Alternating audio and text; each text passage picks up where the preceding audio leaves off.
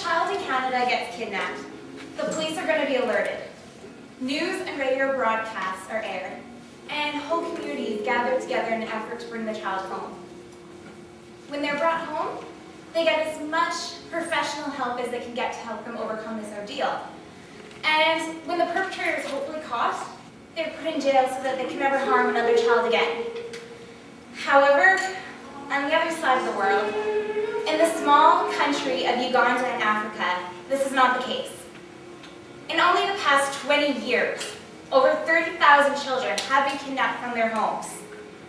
No police were sent out. Radio and news campaigns have never been aired, and communities don't group together to bring the children home. For why try to find something when you know exactly where they are and who took them? The who is Joseph Kony.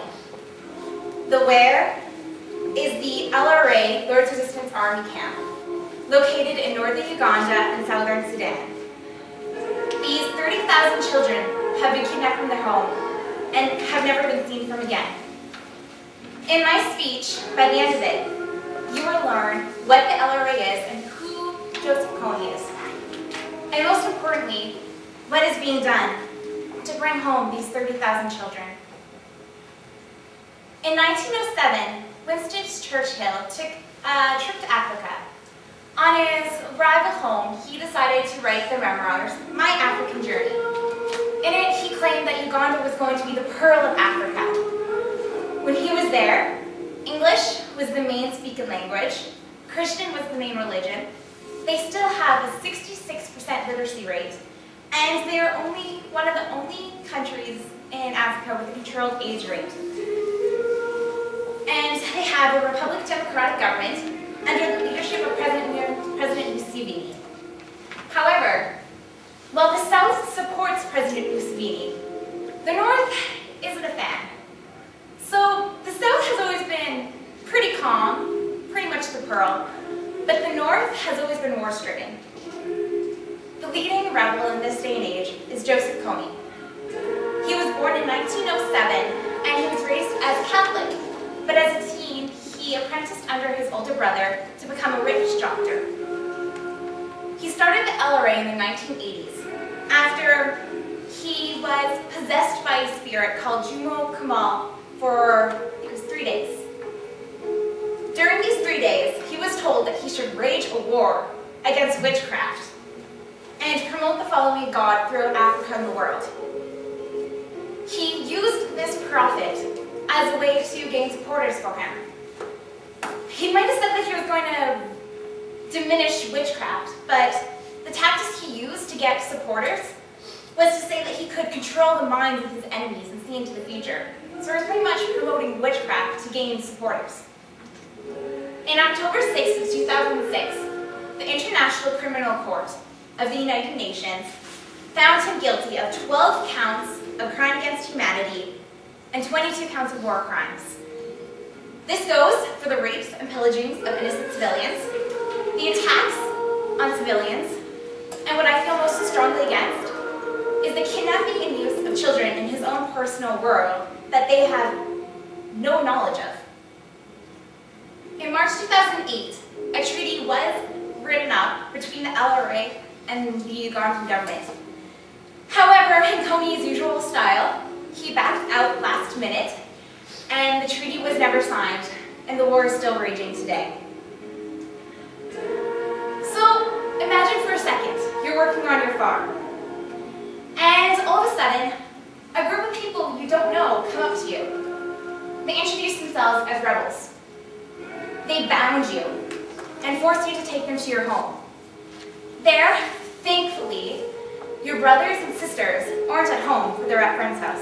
However, your parents are there. You get forced to take them out of your house, and you get started to lead you away from your home. Your parents are weak and frail. They stumble a lot, and they're holding back the group. The army stops you and gives you a machete. You're told to kill your family. This is what Richard Opia faced when he got home one day. He was given the machete and told to brutally murder his parents. He didn't want to do this, just like any of us would. However, his parents got down on their knees and begged him. It was either them or him. And that day, Richard Opia brutally murdered his own family and was forced into joining the LRA. This has happened behind our backs to 20,000 children. They're taken away from their families or forced to kill everyone they love. They're forced into battles that they don't even know why they're doing it. They're forced to brown, which is a mixture of cocaine and gunpowder, to help them deal with the images they see. They become animals. They don't know what they're doing. They just kill without a sense.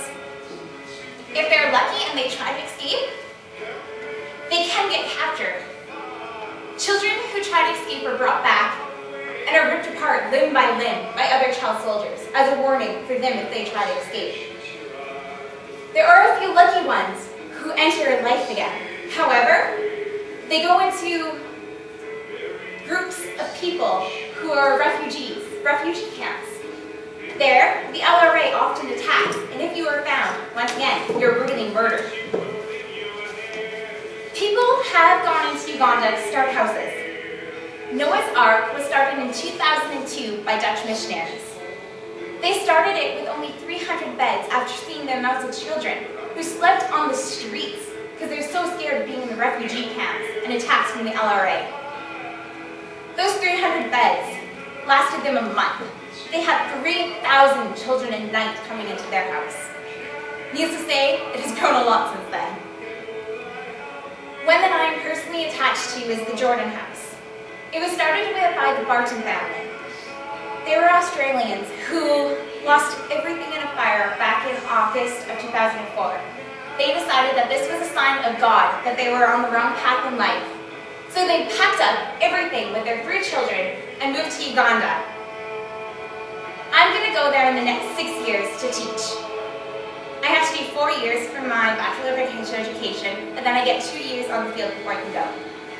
They have promised to promote with transportation and accommodations for any nurses, teachers, or any volunteers that want to help out their cause. So I passed around a book called First Kill Your Family. It has all the information that I told you today. There's a video that I saw last year called Invisible Children. It followed 4 young people like ourselves who decided that they wanted a story and they went to Uganda. They didn't know what was happening there, but when they got home, they knew they had to tell the stories. They started an organization which gives schools to kids in Uganda, and they're looking for support, financial or volunteers. I'm going to end this with words of child soldiers that I found online. It's from a girl who had escaped Uganda and the LRA. She said, "I would like to give you a message.